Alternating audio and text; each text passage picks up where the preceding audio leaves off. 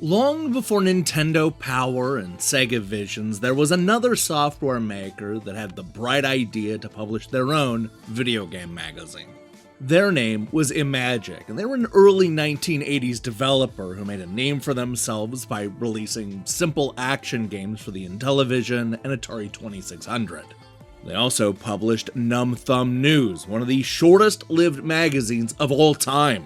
This is the story of a failed publication that was plagued by lawsuits, a bad business decision, and one very big game crash.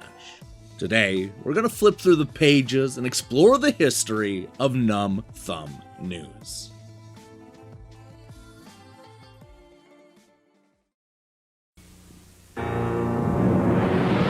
So you created Atlantis for Imagic. I was at Atlantis. The skies above the underwater city filled with Gorgon attack vessels. 3 sentry posts fought desperately, but they were no match for the Gorgon death rays. But you're here. I thought the Gorgons destroyed everybody at Atlantis. We did! Atlantis by Imagic is for Atari and Intellivision systems. Before we can talk about Numb Thumb News, we first need to go back to 1981, the year that Imagic was founded. Frustrated by the terrible treatment they were receiving at Atari, Bill Grubb, Rob Fulop, and a number of other employees left that company and formed Imagic, one of only a handful of third-party developers making games for the Atari 2600 at the time. This led to a string of early 8-bit titles, including Atlantis, Dragonfire, and Cosmic Arc. This success also earned the company a meeting with Atari's lawyers, who eventually sued Imagic over the similarities between Demon Attack and the 1980 arcade game Phoenix. The two companies eventually settled out of court, and Demon Attack quickly became Imagic's best-selling game. Not one to sit on their success, the company behind Star Voyage and Microsurgeon created a fan club that would keep the fans in the loop like never before. It was called the Imagic Numb Thumb Club, and it came with a number of exciting perks. Club members would receive a poster of their favorite Imagic game, a personalized wallet-sized club card, and most importantly, a 1-year subscription to Numb Thumb News, a short-lived magazine filled with tips, tricks, announcements, and even interviews. It was basically Nintendo Power, 6 years before Nintendo came up with the idea.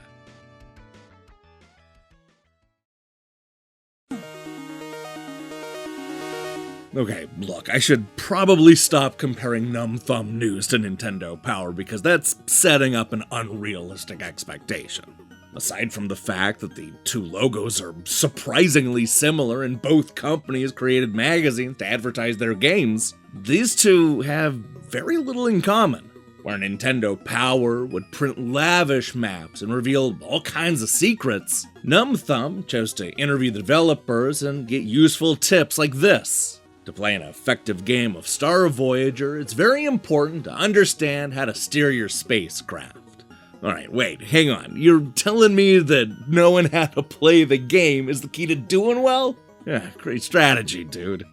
Where Nintendo Power wanted to be a companion to your gaming experience, Numb Thumb News wanted to sell you on Imagic's latest games.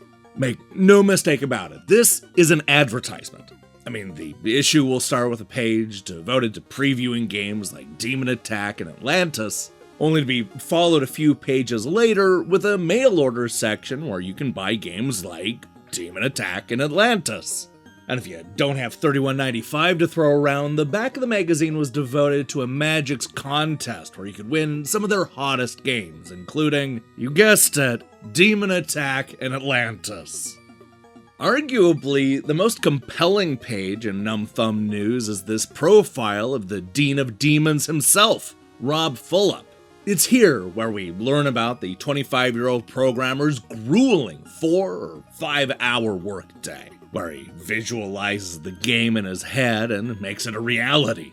Probably the most surprising thing we learn from this interview is that Rob doesn't play video games. He complains that his reflexes are too slow, and after being surrounded by 20 monitors all day, the very last thing he wants when he gets home is to be in front of a television. He would rather make games for the hardcore gamers. developers. And I quote, "That kid is always on my mind when I design a game, daring me to create a game he can't crack. It's a real challenge to try to challenge him." Which I guess brings us to... If you read all 26 pages spread across 2 issues, you'll start to get a sense of the type of gamer Imagic wants to attract. This was a company that repeatedly bragged that their games are challenging and only for the roughest and toughest players. All those other games coming from Atari and Activision were for casuals and newbies, while Imagic made real games for the real hardcore market. Each page was practically daring you to be strong enough to play their lineup of titles. This is understandable, of course, given when the magazine was published. What a lot of Intellivision and Atari 2600 games lacked in depth, they more than made up for it with challenge. The thinking at the time was that the harder games were the best value, since you would theoretically spend more time mastering them and earning those high scores. Perhaps that's why the magazine's most visually interesting section was the Numb Thumb Hall of Fame, where players would compare their high scores against the people who actually worked on the games. This is easily the best part of the first issue, as it gives us a look at the style and attitude of those early developers. Sadly, this colorful spread was turned into yet another boring article when issue 2 rolled around. It was nice that readers like Basil Bonner and Troy Whelan got their names published in the Hall of Fame, but I really miss seeing the programmer's hip 80s fashion. I guess we'll just have to settle on these models showing off the Imagic merch.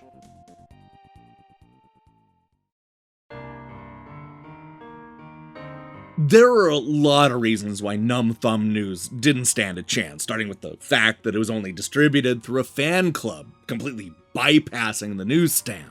We could also point to that name, Numb Thumb News, which certainly didn't do it any favors. And then there's the year-long gap between issues and the lack of even one compelling article. There's also this guy, Armand Hans III, who looked more like a Bond villain than an editor of a video game magazine. I mean, at one point he explains with a complete straight face that Imagic has been around for over 1 full year, as if that's a real point of pride. Yeah, that's quite a flex, Armand. But while none of these problems necessarily helped, there was something bigger on the horizon that would prove to be the final nail in the coffin. That was, of course, the Great Games Crash, which happened just after Numb Thumb News published their second and final issue. Imagic was not ready to weather the storm that was about to hit, neither as a game maker or a magazine publisher. With the bubble bursting around them and fewer people to sell games to, there was no point in making another issue. And then, only a couple years later, Imagic officially closed their doors for good. Thankfully, many of the company's biggest games were eventually bought by Activision, and the developers moved on to other companies. Rob Fulop, for example, was later hired by Nolan Bushnell to work on Night Trap, followed by him co-founding the company PF Magic, who is probably best known for making that 3D fighting game Balls. As for the magazine, Numb Thumb News is little more than a footnote in history these days. It lasted only 2 issues and barely had anything to offer outside of advertisements for Imagic games. There weren't any good articles, the tips were a joke, and the interviews actually made the people that worked on the games look worse. It was a great concept that simply came out too early and was gobbled up by the tidal wave that was the Great Games Crash.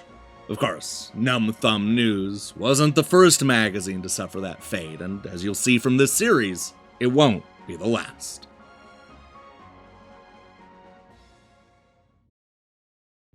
Hey, thanks for watching us talk about Numb Thumb News.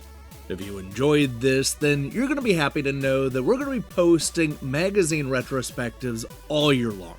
We're going to be focusing on a lot of smaller publications, but that doesn't mean that you won't recognize any of them. Don't worry, we have a diverse lineup in store for the coming weeks and months. Now, here's the question I have for you. What is the earliest video game magazine that you remember reading? I'll be honest here, I did not read Numb Thumb News back when it first came out. That's something I was able to discover only through the internet. I can't wait to see what magazine you remember reading first. So leave those comments in the comment section below. You know what to do. In other news, we'll be back next week with more reviews, more endings, and a lot more fun. If that sounds good to you, then I strongly recommend you click that subscribe button and support what we're doing here. Until then,